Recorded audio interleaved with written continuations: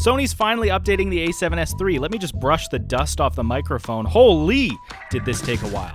Hello everyone, my name's Josh from Videos by Josh, and huzzah, raise the glass! Sony is finally updating the a7S III. The Sony a7S III was a monumental leap in camera technology when it was released in 2020. It was heralded as one of the best video cameras available under $5,000, and it boasted some truly incredible performance. High frame rate, high sensitivity 4K recording in a variety of codecs with all sorts of different creature comforts, all wrapped up in the very familiar Sony Alpha body. Like many of you out there, I picked up the Sony a7 III on release and used it happily for a number of months, number of years now that camera's been out for, and I've been very happy with my purchase. But things got a bit dicey in the community when Sony released the FX3, essentially a rehoused a7S III with an updated set of software features. And up until now, it seems like the FX3 and the FX line of cameras has gotten all of Sony's attention in updates and in communications, and owners of the highly touted, highly anticipated a7S III were kind of left wondering, where is our attention? Where are our updates? Sure, the a7S III is an incredible camera, but surely it can be improved. And what really frustrated Sony a7S III shooters was that the a7S III and the FX3 were, in all intents and purposes, the same technology in a different camera body. So to have one supported with frequent updates and to have the other essentially neglected by the company that made it was quite disheartening for people who spent upward of $5,000 on a kit based around the Sony a7S III. Now, if you're outside of the camera space, outside of the creative tool space, and you're thinking, hey, Josh, the a7S III has been out for 3 years, what obligation does Sony have to update it? That's a long time. Well, as a Sony shooter, that's actually not that long. See, the a7S II, the predecessor to this amazing camera, came out in 2015, so there was a full 5-year gap between the a7S II and the a7S III, and right up until the announcement of the a7S III, people were using and are continuing to use the a7S II. It was that good at the time. So to say that 3 years makes a camera out of the realm of being updated in the camera space, especially for Sony, is nonsense. And also, software updates aren't just for introducing new knockout features to the camera. Updates are an important process for fixing bugs, improving performance, and increasing the longevity in the life of your camera, potentially making it viable and more useful for a longer period of time, saving the customer money and keeping the camera in use for longer, saving it from becoming e-waste. And there was a lot of heat online, in my opinion, rightfully so, wanting Sony to update the a7S III camera with the features that people were looking for in a more mature camera body. So you can imagine an announcement from Sony to update the now 3-year-old camera, the a7S III, with some new features was seen as a light from the sky for Sony shooters. Alongside the announcement of their new a9 III, Sony announced that they would be updating the a7S III in early 2024 and that it would be getting some new features. So what we're going to do today in this video is we're going to go over what features, broad strokes, Sony a7S III shooters were looking for in an update to this camera and what features we got. And I'm kind of including myself in this list too because I wanted a bunch of these features too. So we'll see where we get. So let's talk about what Sony a7S III shooters wanted included in their cameras as additional software updates. Well, number one, we really wanted lens breathing compensation. What lens breathing compensation does is it uses a software algorithm to counteract the physical abnormalities of some of Sony's lenses when they focus.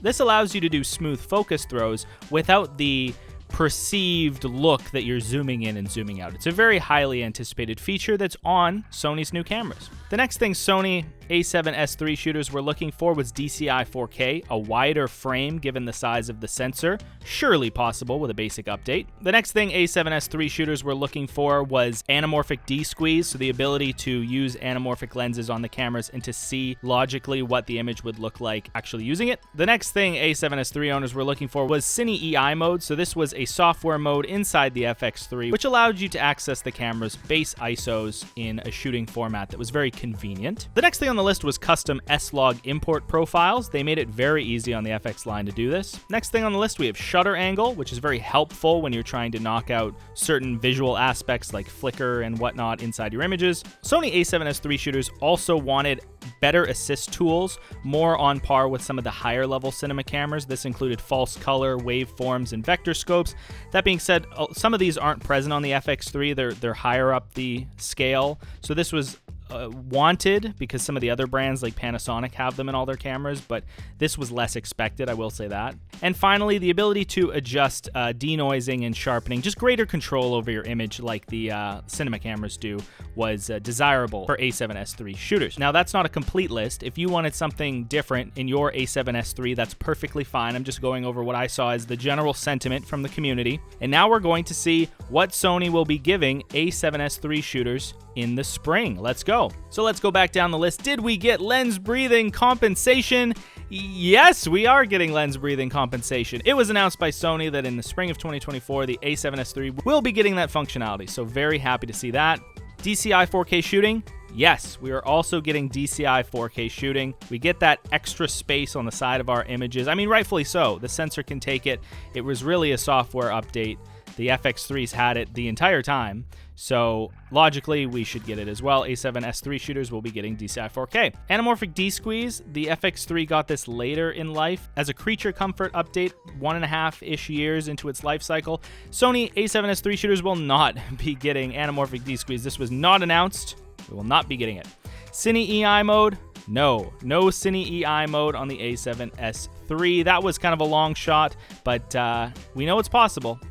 It's just not coming. And I'm going to save you some time with the rest by going through more quick fire here. Custom S-Log LUT import profiles, no. Shutter angle, no. False color, no. Waveforms, no. Vector scopes, no. Adjustable denoise and sharpening, no. In fact, the announcement from Sony really was predicated on those two inclusions of DCI 4K and lens breathing compensation.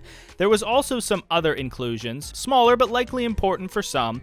The A7S III will receive multiple IPT presets, which can be stored in the camera itself and can be swapped out at will by the user. The camera will also now offer protect and transfer as a single action, ensuring the high priority transfer of data without queue. And the camera will soon be able to offer C2P format support, which is not a creative update in any way. It's a content authenticity update. And unfortunately for A7S III shooters, that is it. There will also likely be small bug fixes and performance improvements coming with this update. But overall, for Sony shooters, that's what we get. So what are the takeaways from this announcement? Well, I can only speak personally, but personally, I see some good and I see some bad. On the good side, we finally have confirmation that Sony is committed, at least in part, to updating the Sony A7S III with features that were, for the most part, requested by the users. I'm happy to see these new features on the Sony A7S III camera, and as the years go by and the camera gets older in its life, it's nice to be able to add value so far down the line in its cycle. There's been a not insubstantial movement online essentially saying that Sony cameras should be evaluated as they are when they are announced, and that updates should never be assumed. And while I think that has a lot of truth to it, under most circumstances you shouldn't buy a camera with the hopes that it will in some day have the features that you're looking for. I agree with that sentiment, but I'm not so conservative to think that Sony's abandoned the A7S III. Or that these cameras will be getting no updates. It's nice to see them pay more attention to these cameras. I don't know where in Sony's product stack the A7S III is and how much of a priority it is amongst their other cameras, but the Sony A7S line, for example, is a staple line within their Alpha series, going back a decade at this point. So to say that Sony's been willfully ignoring them for a number of years is, in my opinion, inaccurate. However, I do think Sony could and should be providing more support to the A7S III camera, given that it is so similar technologically to the FX3. Now, the negative sentiment I have about this update is that it doesn't give us a lot of what Sony A7S III owners asked for. It's a relatively small update, and it's not coming for a number of months. I'm not going to complain about new features, but to wait so long for an update that is only mildly interesting to some Sony shooters is a little disappointing. I truly thought we would see a bigger move from Sony to support the A7S III in later in life software updates, but so far, that's yet to be the case. Now we have to talk about the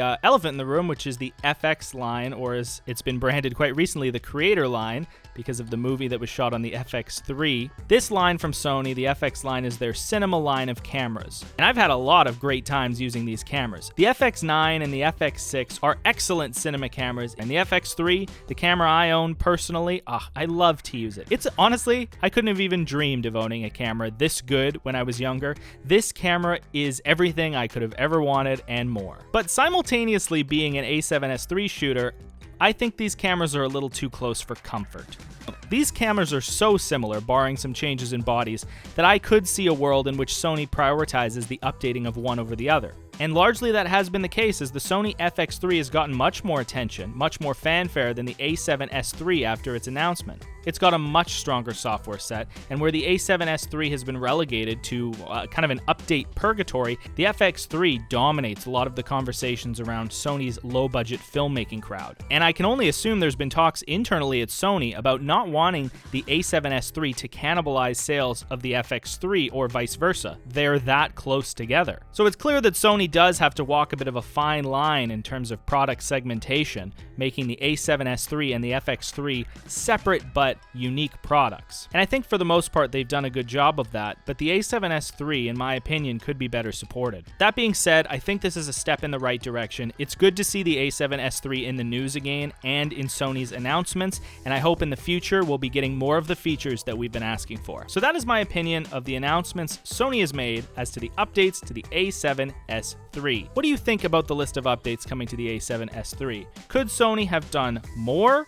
Is this enough to satiate A7S III owners, or should we all wait for something better down the road? I don't know. If you're an A7S III shooter, keep shooting with your camera. It's an amazing camera. It shoots amazing images. You can make amazing things with that camera, or really any other camera if you put your mind to it. I hope you enjoyed. Keep the conversations going in the comments. I read every single comment. If you have a question, I'll do my best to get back to you. Thank you very much for watching, and I'll see you in the next video.